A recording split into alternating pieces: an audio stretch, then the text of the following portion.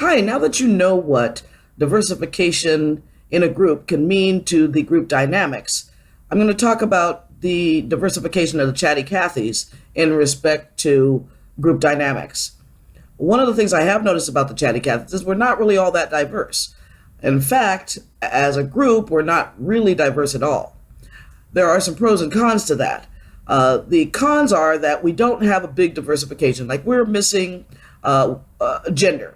That has to do with the fact that our class size or class doesn't have that many men in it. So we ended up with a group of mainly women. So we don't have the gender differences. We don't have religious differences that we can speak of. These are things that may or may not affect the way the group performs. So far, we haven't really talked about that, and we haven't had a situation where our religion has gotten in the way of anything we were doing. So we can't really say we're very diversified in religion. Ethnically, we're very close, very similar. We're all going to school. That shows some similarities in our ethnic background. Even though racially we may be different, and we do have a couple of different races, but we're still, we seem to be more assimilated into one ethnic origin.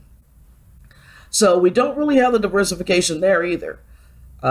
We also have similar personalities.